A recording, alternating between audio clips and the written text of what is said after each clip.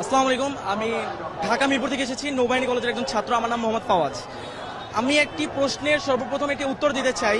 সেটা হচ্ছে, জামাতে ইসলাম কেন চাঁদাবাজি করে না, কেন কোনো লুটতরাজের সাথে জামাত ইসলাম নেই? মূলত আমি প্রথমে একটি কথা বলে দিতে চাই।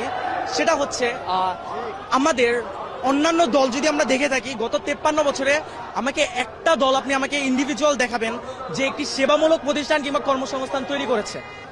কোনো দল পাবেন না।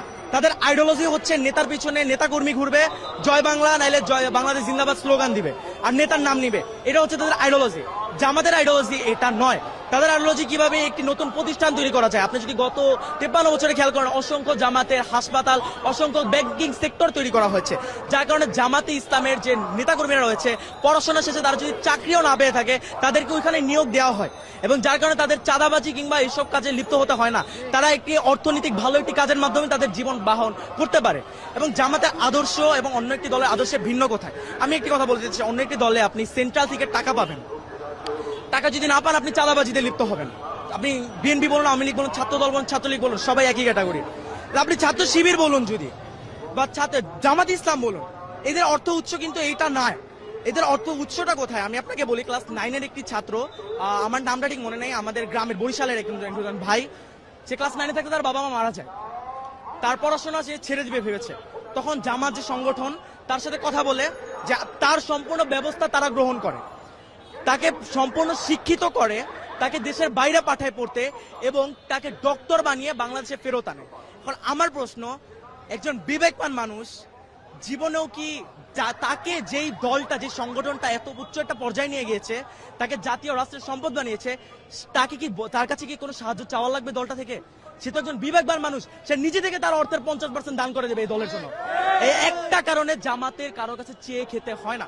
আর জামাতের প্রত্যেকটা নেতাকর্মী যারা রয়েছে, তাদের মাস শেষে একটি অ্যামাউন্ট উল্টা দিতে হয়, জামাতে অনুদান দিতে হয়, এবং সেই টাকা দিয়ে, এই যে আমি যা বললাম প্রথমে, এই ছেলেটাকে পড়িয়েছে, এরকম অসংখ্য অসহায় এবং দরিদ্র ছেলেকে পড়ানো হয়, ছেলে মেয়েকে, এবং এই টাকা দিয়ে, এই আমাদের অনুদানের টাকা দিয়ে। আর আমার প্রশ্ন, যেই ছেলে বা মেয়েটা এত কষ্ট করে দলে টিকে থাকার জন্য টাকা দিতেছে, নিচে থেকে নিজের পকেট থেকে টাকা খরচ করতেছে, তাছাড়া মাস শেষে 2টা করে বই পড়তে হয়, বই পড়ে ওইটার পরীক্ষা ভাইভা দিতে হয়, 5 ওয়াক্ত নামাজ পড়তে হয়, নামাজে সে জামাতে কয় রাকাত পড়তেছে, কয় রাকাত জামাতে পাচ্ছে না, সব রিপোর্ট প্রদান করতে হয়। এত কষ্টের পরেও যে মানুষটাই দলে থাকবে, ওই মানুষটার কি নৈতিকতা নিয়ে কোনো প্রশ্নের আর কোনো দিক রয়েছে?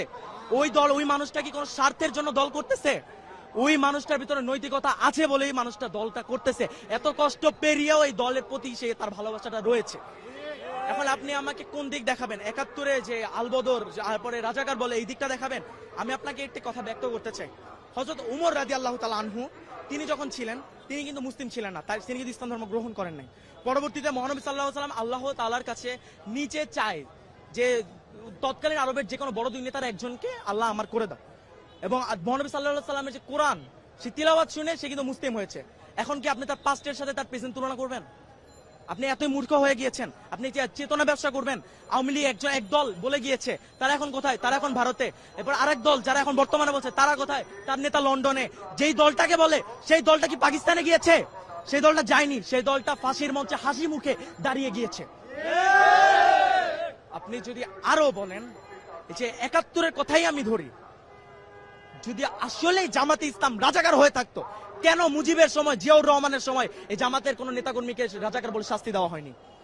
কেন শেখ হাসিনা আসার পর নির্বাচনের দিন তিনি নিজে গিয়ে জামাতের হুজুরের কাছে গিয়ে বলেছে, হুজুর আমাকে দোয়া করবেন আমার জন্য, আজকে আমি নির্বাচনে দাঁড়িয়েছি?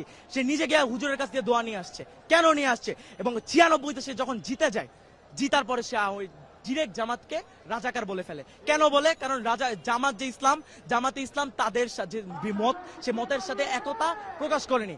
কেন করবে? তারা তো ভারতপন্থী। ভারত আমাদের সাহায্য করেছে, কেন করেছে? ইন্দিরা গান্ধীকে যখন প্রশ্ন করা হয়, সে একটি উত্তর দেয়, মাথার এক পাশে ফোড়া হলে আপনি অন্য পাশে ঘুরে ঘুমাতে পারবেন, যখন দুই পাশে ফোড়া হয় আপনি ঘুমাতে পারবেন না। এর মানে কি বুঝতে পারছেন? আপনার যখন দুই পাশে ইসলামিক রাষ্ট্র হবে, তখন আপনি থাকতে পারবেন না। হিন্দুত্ববাদ আপনি ছড়াতে পারবেন না, পুরো বিশ্বে আপনি মঞ্চতে প্রকাশ করতে পারবেন না। সেই কারণে তারা বাংলাদেশের সাহায্য করে। এবং তারা আমার কোন সাহায্যটা করেছে? আমার দেশে কি ওই 40-50 টাকার পেঁয়াজ আর রসুন দিয়েছে, এই আমার সাহায্য? আমি তাদেরকে মাস শেষে আমার 1000 টাকা, বছর শেষে আমি ইলিশ মাছ দিচ্ছি, আমি দিচ্ছি। তারা পুরো ফারাক্কার পানি আমাদের দিয়ে প্লাবিত করে ফেলতেছে আমার বাংলাদেশকে। আমরা কোনো কথা বলতেছি না। আরো যদি আমরা দেখি, তারা আমাদের দেশটাকে নিজেদের অঙ্গরাজ্য তৈরি করতে চেয়েছে। আর তারা আমাদের দেশের মাঝখান থেকে রেল বানিয়ে ফেলবে। আমরা আমাদের ইতিহাস যা বলে, একটা রাষ্ট্র এরকম ভাবে যখন একটা দেশের মাঝখানে চলে আসে, ওই রাষ্ট্রের ওই ইন্ডিভিজুয়াল ওই জায়গাটা ওই রাষ্ট্রের আওতায় থাকে না, ওইটা যেই দেশের আওতায় চলে যায়, যেই দেশের বানায় ওই দেশের আওতায় চলে যায়। এবং তারা এই ভারতের দালাল ছিল। এবং আমি আপনাকে এখন আমার এতক্ষণের কথা সবচেয়ে বড় পয়েন্ট এখন করবো, বিএনপি। আমার আপনাদের সকলের কাছে একটা প্রশ্ন, বর্তমানে তো তারেক রহমান বাংলাদেশে নাই, তাহলে বিএনপির সবচেয়ে বড় নেতাকে? মির্জা ফখরুল।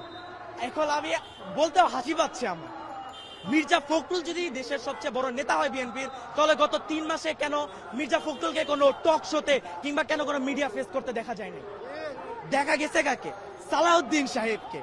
এখন আপনারা যারা পলিটিক্সের ভিতরে আছেন বা থাকেন, তারা জানেন গত 10 বছর সালাউদ্দিন সাহেবকে ভারতে বিলাসবহুল ভাবে 3 স্টার প্লাস রিসর্টে রাখা হয়েছে, তাকে সম্পূর্ণ সুযোগ সুবিধা দেওয়া হয়েছে, তাকে সেটিং করা হয়েছে ভারতীয় দালাল প্রথায়। তাই সে হচ্ছে, আমি নিজের মুখে বলবো, আমি জানি না আমি এটা বলার পর আমি বাঁচবো কিনা, আমি আমি আমি আল্লাহর আইনে আল্লাহর জমিনে দাঁড়ায় বলবো, বিএনপি হচ্ছে ভারতের দালাল, ভারতের দালাল, ভারতের দালাল।